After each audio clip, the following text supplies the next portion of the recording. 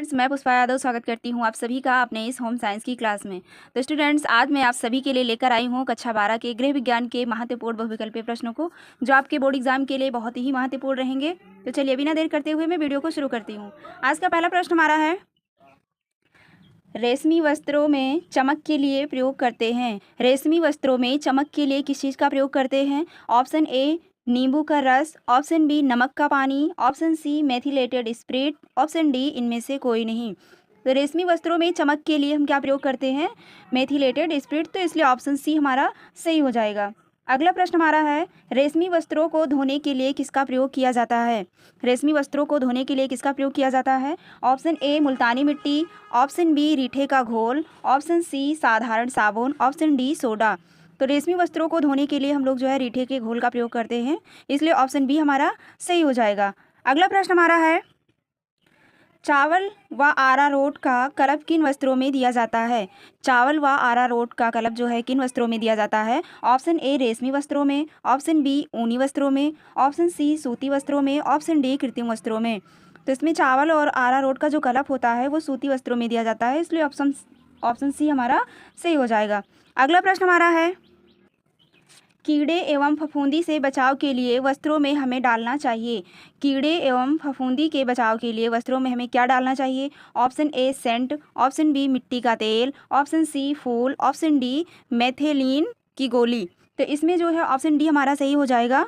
कीड़े एवं फफूंदी से बचाने के लिए वस्त्रों को हमें जो है मेथिलीन की गोली उसमें हम रखते हैं, इसलिए ऑप्शन डी हमारा सही हो जाएगा। अगला प्रश्न हमारा है, आदर्श रसोई घर कौन सा होता है? आदर्श रसोई घर इसमें से कौन सा होता है? ऑप्शन ए एक दीवार का, ऑप्शन बी दो दीवार का, ऑप्शन सी एल आकार का, ऑप्शन डी यू आकार का। तो आदर्श रसोई घर जो होता है वो यू आकार का होता है, इसलिए ऑप्शन डी हमारा सही हो जाएगा। अगला प्रश्न हमारा है, एल आकार की रसोई में कितनी दीवारें होती हैं? एल आकार की जो रसोई होती है उसमें कितनी दीवारें होती हैं? ऑप्शन ए एक, ऑप्शन बी दो, ऑप्शन सी तीन, ऑप्शन डी चार। तो एल आकार की जो रसोई होती है उसमें दो दीवारें होती हैं, इसलिए ऑप्शन बी हमारा सही हो जाएगा। अगला प्रश्न हमारा है, बच्चों की मेरुदंड में कितनी अस्थियां होती हैं? बच्चों में जो मेरुदंड होता है उसमें कितनी अस्थियां होती हैं? Option A 35, option B 33, option C 30, option D 26। तो इसमें से ऑप्शन बी हमारा सही हो जाएगा, 33 हड्डियाँ होती हैं।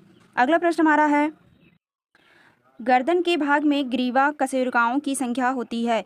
गर्दन के भाग में जो ग्रीवा होता है उसमें कशेरुकाओं की संख्या कितनी होती है? Option A 4, option B 5, option C 6, option D 7। तो इसमें से ऑप्शन डी हमारा सही हो जाएगा, उसमें 7 कशेरुकाएँ होती हैं। अगला प्रश्न हमारा है, हैजा रोग का लक्षण है। इसमें से हैजा रोग का लक्षण क्या है? ऑप्शन ए पेट में मरोड़, ऑप्शन बी वमन, ऑप्शन सी रक्त दाब कम होना, ऑप्शन डी ये सभी। तो इसमें से ये सभी हो जाएगा, इसलिए ऑप्शन डी हमारा सही हो जाएगा। अगला प्रश्न हमारा है, ध्वनि प्रदूषण को किसमें मापा जाता है? Option A ohm, option B decibel, option C joule, option D ampere. तो ध्वनि प्रदूषण को जिसमें हम मापते हैं उसको क्या कहा जाता है? डेसिबल, इसलिए ऑप्शन डी बी हमारा सही हो जाएगा। अगला प्रश्न हमारा है, क्षय रोग किस जीवाणु द्वारा फैलता है? क्षय नामक रोग जो है किस जीवाणु द्वारा फैलता है? ऑप्शन ए क्यूलेक्स के द्वारा, ऑप्शन बी माइक्रोबैक्टीरियम के द्वारा, option C virus, option D amoeba. तो इसमें से ऑप्शन बी हमारा सही हो जाएगा, माइक्रोबैक्टीरिया ट्यूबरक्लोसिस जो है इसके जीवाणु का पूरा नाम है। अगला प्रश्न हमारा है, रेडीमेड कपड़ों के निर्माण में माप की किस विधि का प्रयोग किया जाता है? रेडीमेड के कपड़ों का जो माप होता है उसके निर्माण में माप की किस विधि का प्रयोग करते हैं? Option A chest system, option B direct system, option C chest व डायरेक्ट सिस्टम, ऑप्शन डी इनमें से कोई नहीं। तो इसमें से जो है ऑप्शन सी हमारा सही हो जाएगा, चेस्ट व डायरेक्ट सिस्टम। अगला प्रश्न हमारा है, रसोई घर का कौन सा उपकरण आधुनिक नहीं है? Option A gas stove, option B pressure cooker, option C mixie, option D लकड़ी का चूल्हा। तो इसमें जो है आधुनिक उपकरण कौन सा नहीं है? लकड़ी का चूल्हा नहीं है, इसलिए ऑप्शन डी हमारा सही हो जाएगा। अगला प्रश्न हमारा है, प्रारंभिक बाल्यावस्था को सामान्यतः कितने भागों में बांटा जाता है? Option A 3, option B 4, option C 2, option D 5। तो प्रारंभिक बाल्यावस्था को हम कितने भागों में बांट सकते हैं? तो इसमें ऑप्शन दो हमारा सही हो जाएगा, इसलिए ऑप्शन सी सही है। अगला प्रश्न हमारा है, शैशवावस्था की अवधि कब से कब तक मानी जाती है? ऑप्शन ए जन्म से लेकर 3 वर्ष तक, ऑप्शन बी जन्म से लेकर 6 माह तक, ऑप्शन सी जन्म से लेकर 4 वर्ष तक, ऑप्शन डी 0 से 2 वर्ष तक। तो इसमें से डी ऑप्शन सही हो जाएगा, 0 से 2 वर्ष तक हम लोग क्या मानते हैं? शैशवावस्था।